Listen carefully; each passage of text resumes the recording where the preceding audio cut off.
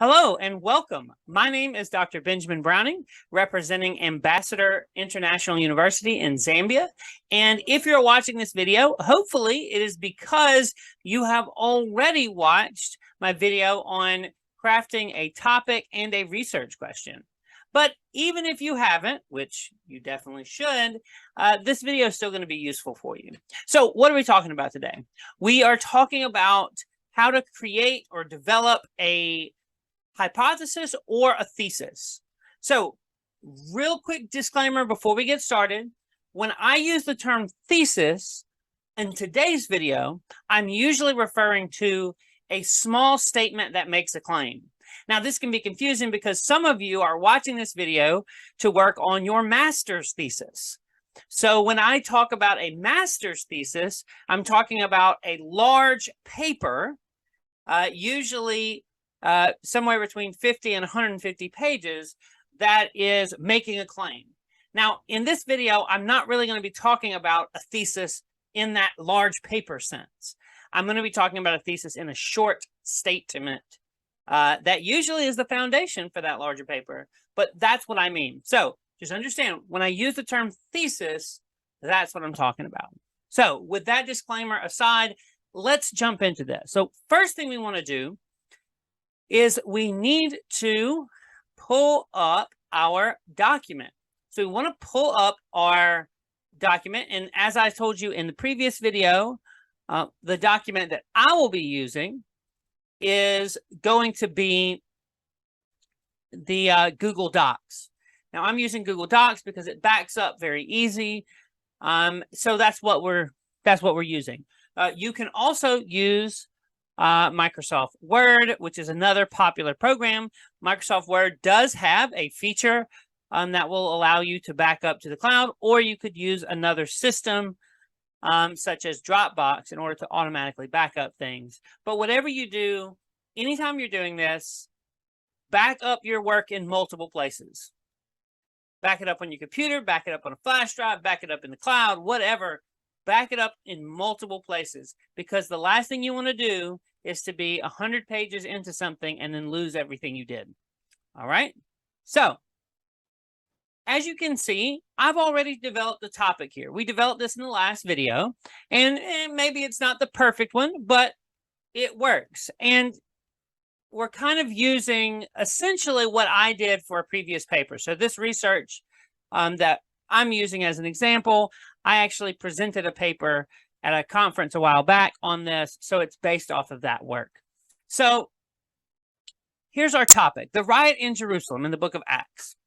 And our research question is targeting specifically what certain scholars have said. Certain scholars have said that it's really unlikely that the military official in the book of Acts, that a Roman military official would have allowed Paul, the Apostle Paul, to make a speech to a crowd.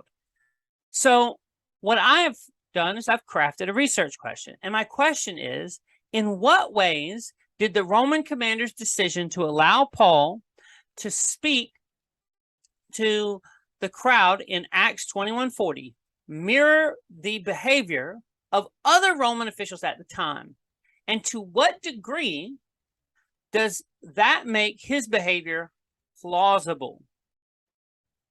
Okay, so now that you have your question and you've got that figured out, we need to provide an answer to that question.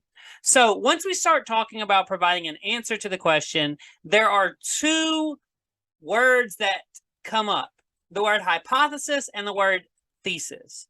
Now, these are two ideas that are really helpful, but can be kind of confusing.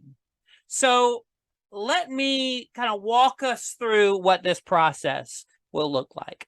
So pretty much in whatever discipline you're in, you're going to start out with some sort of hypothesis. So I've gone ahead and made a hypothesis. So let me put that hypothesis here for you to look at. Let's see. There we go.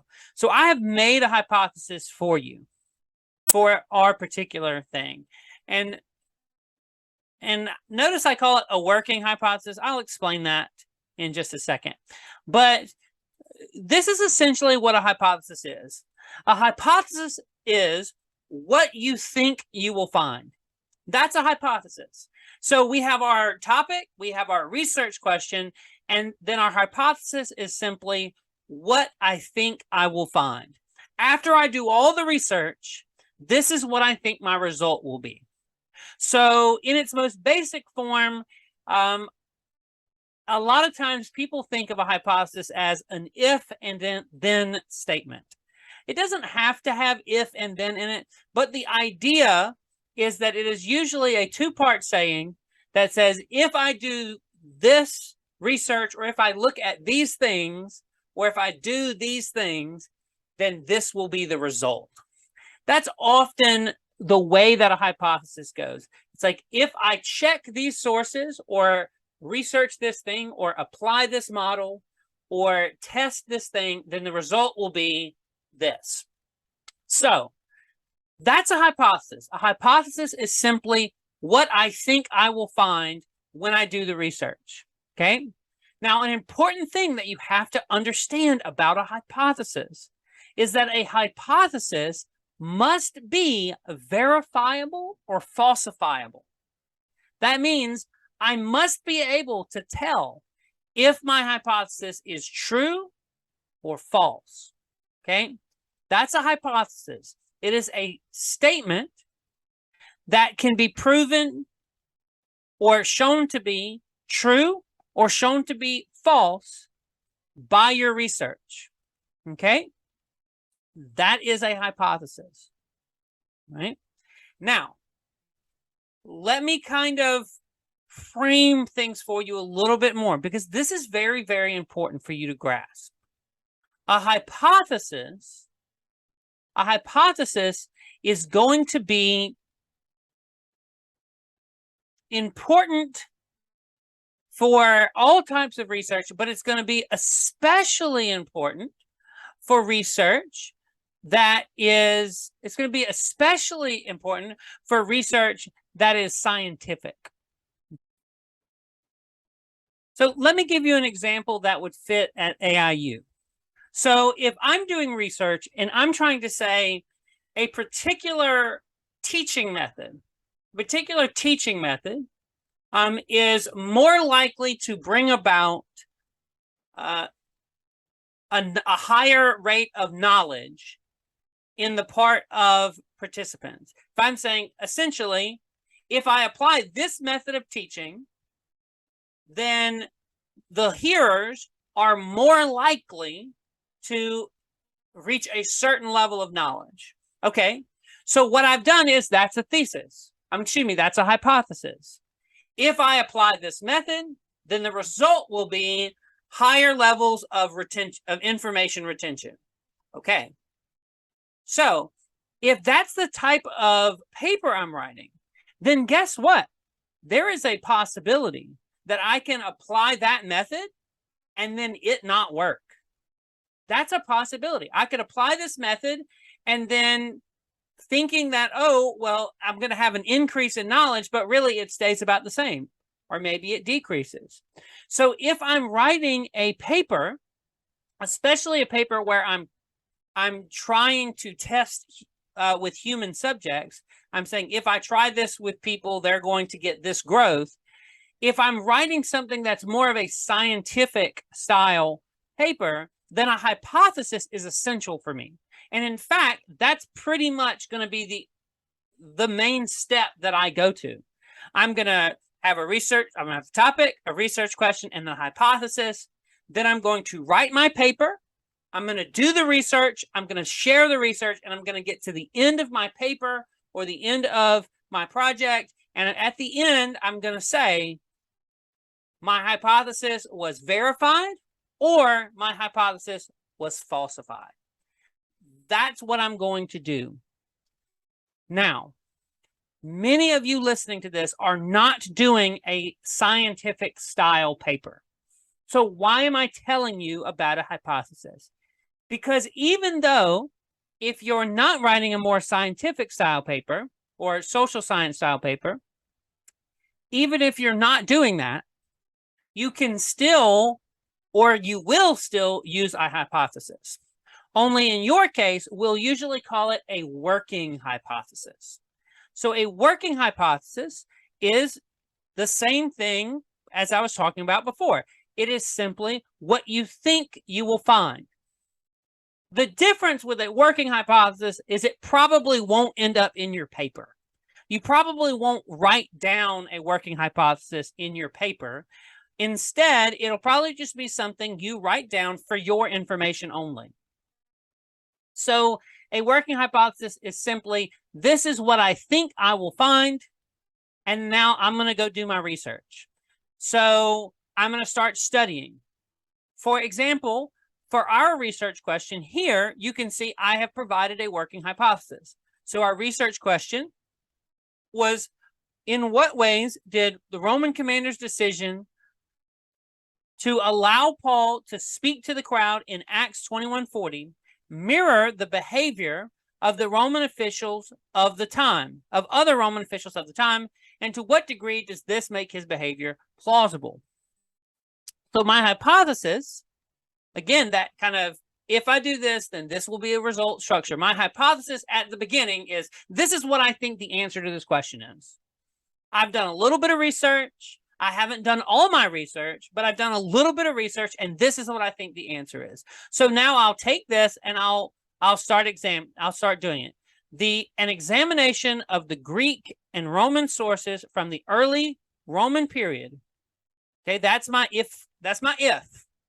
So an examination of Greek and Roman sources from the early imperial period this is my then, will indicate that speeches were a common method for calming angry crowds, and that Paul's ability to speak the Jewish language and clarify the situation made him an ideal candidate to speak to the crowd, right?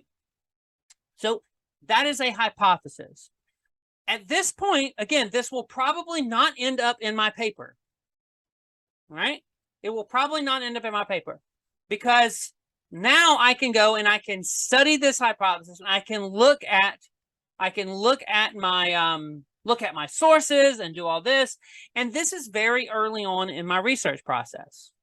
So early on in my research process, I'm going to look at my hypothesis. I'm going to say, oh, I was wrong. So if I was wrong, then I need to come up with a different hypothesis. That's why it's called a working hypothesis. Because in this case, it can change.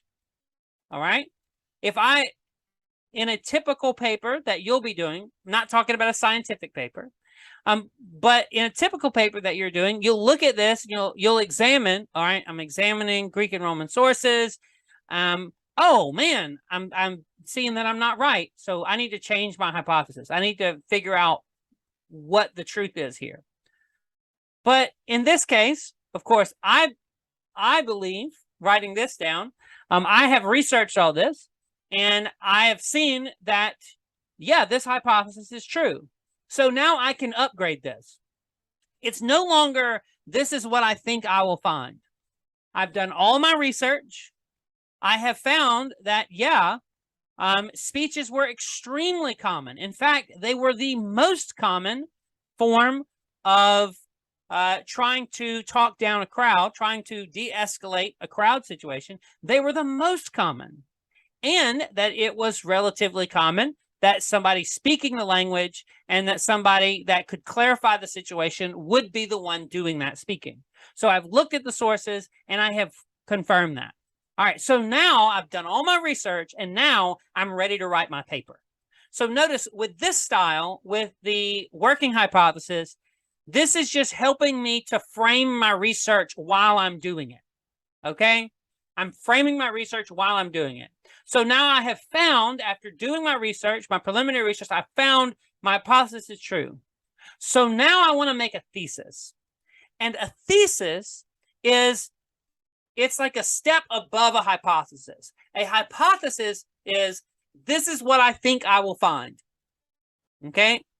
A thesis is, this is what I found, and these are the conclusions that I am drawing based on what I found. Okay? That is basically what it is. It is simply making a claim based on the evidence. Again, so a hypothesis is, this is what I think I will find. A thesis is, this is the argument or point or claim that I am making based on what I found. All right?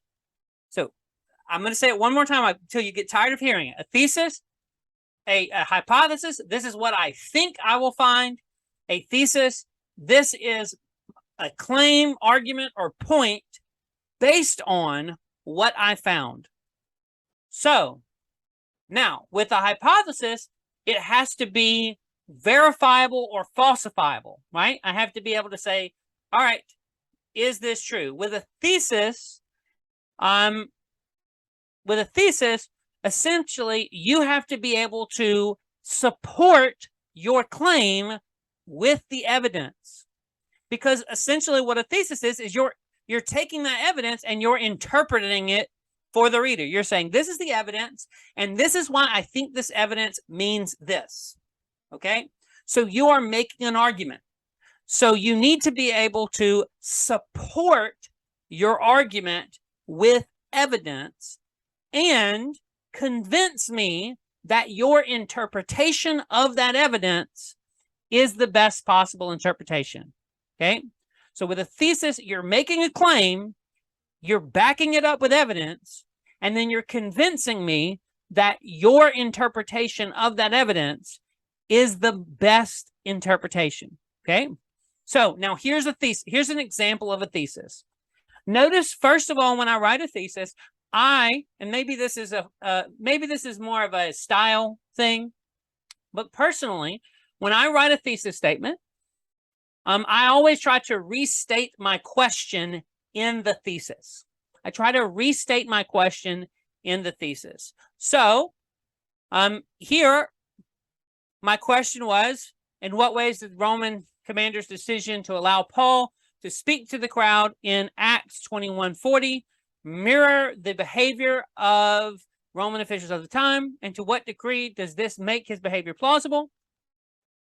And my thesis, so my claim based on the evidence, my answer to the question, remember your thesis has to be answering your question, otherwise why are you doing this?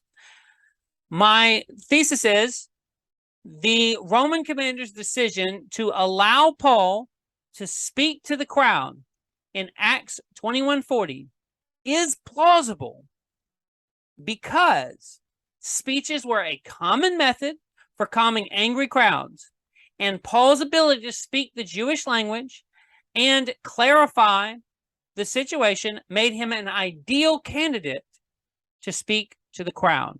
Okay, so notice I restated the question. I restated the question briefly, and then I gave the reason why. Okay, so I argue, so this is my claim. Yeah, it is plausible that he would have allowed Paul to do this. So that's my claim. And this is why I think that claim is supported. So notice you have a restating of the evidence, you have the making of a claim, and then usually you have a brief summary, very brief summary of why you think that claim is supported by the evidence. Okay? You have a brief restating of the question. You have a stating of a claim. This is what I think is true. And a brief summary of the evidence that you think makes that thing true. Okay? So that's kind of your big components of a thesis. So Roman commander's decision to allow Paul to speak to the crowd in Acts 21:40 is plausible. So I'm restating the question and making a claim in one fell swoop. What's my evidence for that? Why do I think it's plausible? Because speeches were a common method for calming angry crowds, and Paul's ability to speak to the Jewish language and to clarify the situation made him an ideal candidate to speak to the crowd. All right, so I'm giving evidence. So again, let's remember this. I'm restating the question briefly. I'm making a claim, and I'm summarizing my evidence or reason for making that claim. That's a thesis. So just to kind of bring this all together, you are going to have a topic and a research question.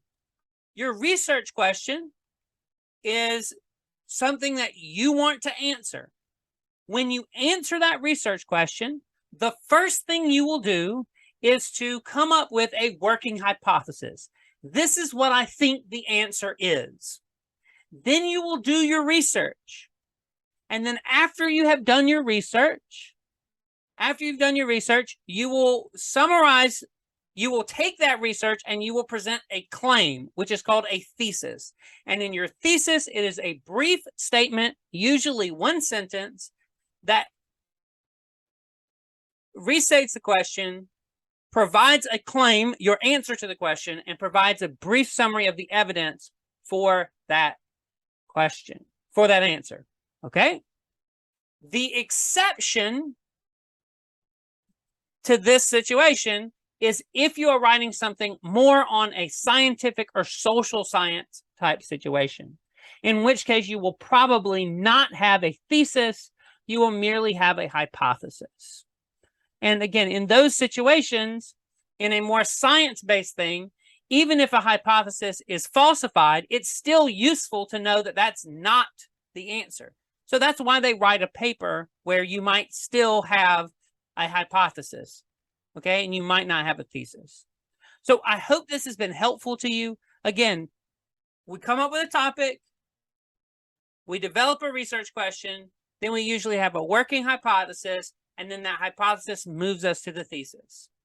The only things that you will really see in the paper, unless it's a more science-based paper, the only things that you'll see in the paper is probably your research question, your topic, your research question, and your thesis. Your working hypothesis is something that's more for your benefit. All right. Now, what I'll talk about in the next video is how to do an outline. Now, that'll be very, very brief because outlines are going to vary from person to person, but we'll briefly touch on how to do an outline. So I hope this has been helpful, and I encourage you to develop your own research question and hypothesis and thesis.